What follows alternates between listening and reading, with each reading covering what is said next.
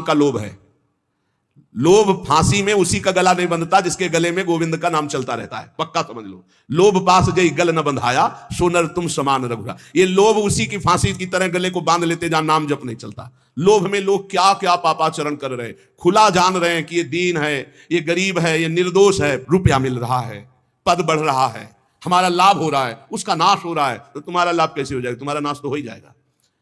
अपने सुख के लिए लोभ से युक्त होकर के दूसरों को दुख देने वाला त्रिभुवन में कोई हो, कभी भी कहीं भी वो सुख का अनुभव नहीं कर सकता, पक्का समझ लो। चाहे वो शास्त्राबाहु अर्जुन जैसा महाबली क्यों ना हो, जिसे भगवान दत्तात्रेय जी का आशीर्वाद प्राप्त था, सिद्धियां चरणों में लौटती थी, काट के फेंक दिया भगवान ने ही अवतार लेकर परशुराम रूप में।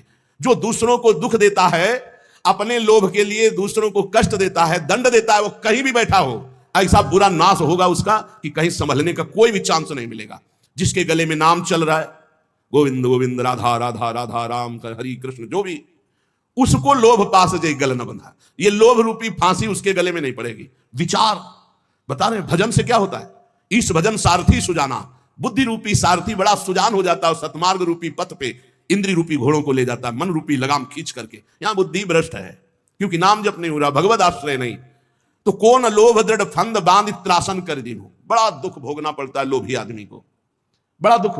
वर्तमान में तो जलता ही रहता, चाहे जितना करोड़ों रुपया आ जाए, परिणाम में भविष्य उसका बड़ा मंगल होगा, क्योंकि लोभ के कारण उसने कितने बड़े बड़े पाप किए हैं। बहुत बहुत लोभ ये नष्ट कर देता है, और देखा भी है, लोभ से नष्ट होते हुए भी देखा है।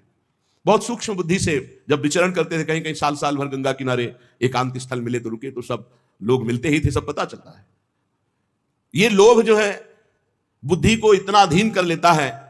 वैसे सिद्धांत कहता है, धन गया तो कुछ नहीं गया, स्वास्थ्य गया तो कुछ गया, और चरित्र गया तो सब कुछ गया, ऐसा कहा जाता है। सिद्धांत जो है वो ये कहा गया है। अब अंग्रेजी तो याद नहीं, इसको अंग्रेजी में कहा गया, money is loss, nothing is loss, health is loss, something is loss, और character is loss, everything is loss. सब नष्ट हो गया। अगर चरित्र चला गया तो सब चला गया। आज क्या है? कौन हृदय नहीं लाग कठिन अति नारी नयन सर। आगे कह रहे, कौन ऐसा हृदय में जिसको नारी के नेत्र रूपी बाण ने घायल न कर दिया हो। वही हृदय है जो हरि को अर्पित है। जिसके हृदय में भगवान का स्मरण चल रहा है, उसके हृदय में नहीं होगा।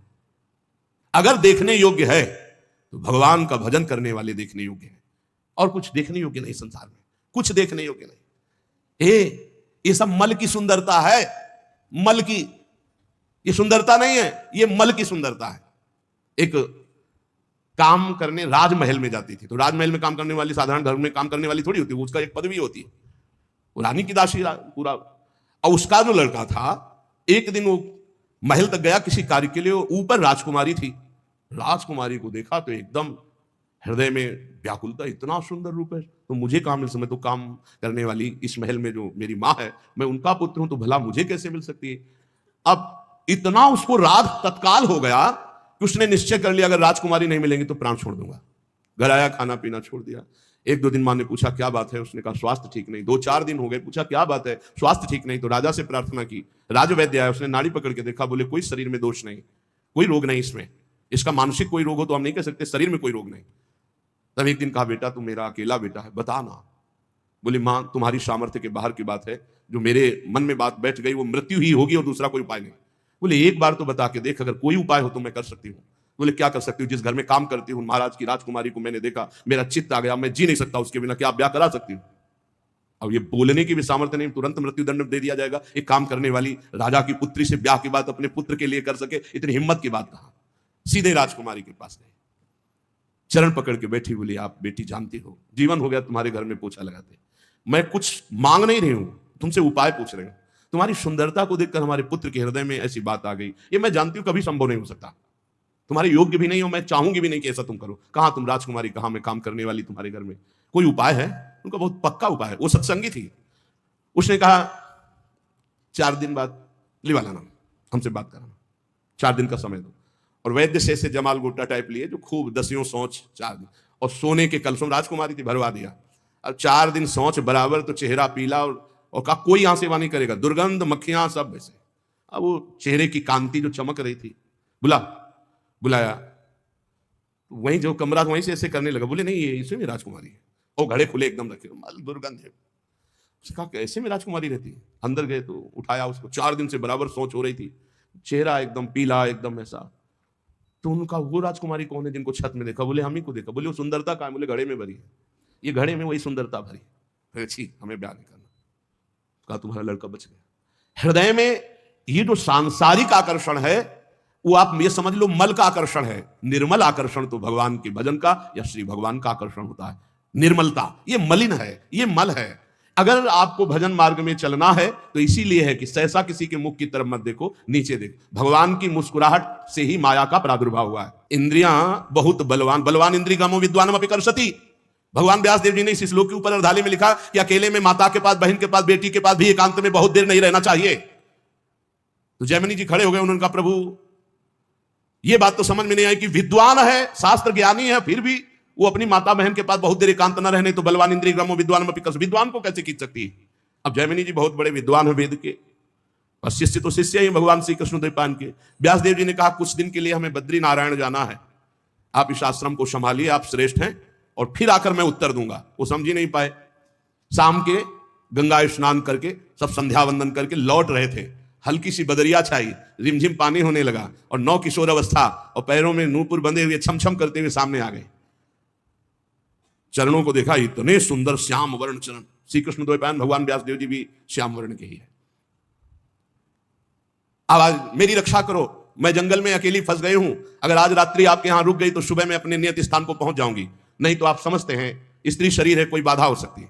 नहीं नहीं गुरु जी है नहीं, और सब ब्रह्मचारियों का आश्रम है, यहां स्त्री का प्रवेश नहीं। अरे इस समय मैं शरणागत हूं, शरणागत के लिए स्त्री पुरुष या पशु पक्षी नहीं देखा जाता, जो शरण में आ जाए उसकी रक्षा की जाती। अब भगवान व्यास देव जी से बढ़कर ज्ञानी कौन होगा? उनका हाँ ये बात तो है, शरणागत की रक्षा तो हम एक कुटिया दे सकते हैं, और रात्रि में तुम्हें कुटिया नहीं खोलनी। मेरा नाम जैमिनी है, मैं भी आदेश करूं तो भी नहीं, यहां का मैं प्रभारी हूं। यहाँ की मुझे पूरी सुरक्षा दी गई है कि हर ब्रह्मचारी की सुरक्षा करते हुए मेरे गुरुदेव भगवान श्री कृष्ण द्वैपायन व्यास देव जी का आदेश है, इसलिए मैं भी आकर रात्रि में कहूं तो तुम कुटिया मत खोलना। बोले जैसी आज्ञा महाराज, बस हमें तो शरण मिल जाए रात्रि भर की, और छमछमा के आगे। चरणों को ही देखा था। कौन सी कुटिया है महाराज जी? अब उस कुटिया में जब अंदर से बंद कर ली तब आप आए। संध्या वंदन के बाद जब गुरु जी का ध्यान करके भगवत ध्यान में लगे तो वही नूपुर, वही छमछमाहट, बार बार आवाज काटना चाहे पर वो आवाज कटे ही ना। बोले बाद में ध्यान करेंगे, पहले पूछते हैं कि तुम आई कहां से हो रात्रि में, अभी तक तो पूछा ही नहीं, नाम क्या है तुम्हारा, और तुम यहां फंस कैसे गई जंगल में? अब जो है वो दूसरी बात हो गई। गए और उनका कि दरवाजा खोलिए, उनका नहीं दरवाजा नहीं खुलेगा, जैमिनी ऋषि का आदेश है। बोले मैं जैमिनी ही बोल रहा हूं। बोले नहीं नहीं, उन्होंने कहा तो मैं भी कहूं तो मत खोलना। तो अब वहां कोई लिंटर तो पड़ा नहीं था, बहुत बहुत फूस की झोपड़ियां, खपरेला होते थे, मिट्टी की दीवार, बांस की फंटी, उसके ऊपर खपरेला, खपरेला हटाया, बांस की फंटी हटाई, नीचे कूद गए। ज्यो रूप देखा तो ऐसा श्यामता, कोटि कोटि कंदर्प को भी मर्दन करने वाला वो रूप, 9 किशोर अवस्था, विशाल नेत्र, कपोल चमक रहे नील कमल के समान। ऐसे लंबी सांस ली, हक से हो गया वैसा रूप। भगवान है श्री कृष्ण द्वैपायन, भगवान के अवतार है। कैसे आगमन, ढेर हो गए महाराज। कैसे आगमन हुआ? ढेर का मतलब सब इंद्रियां, मन, बुद्धि सब आसक्त हो गई उसमें। हम बहुत ज्यादा तो प्रश्न नहीं करेंगे, बस एक ही प्रश्न करेंगे, अब सब भूल गए। क्या तुम मुझे वरण कर सकती हो? आप जैसा ऋषि बोले तो प्राण अर्पित है महाराज। पर हमारे पूर्वजों में एक प्रथा चली आ रही कि आप जहां स्नान करने जाते हैं ना, वहां एक कालिका का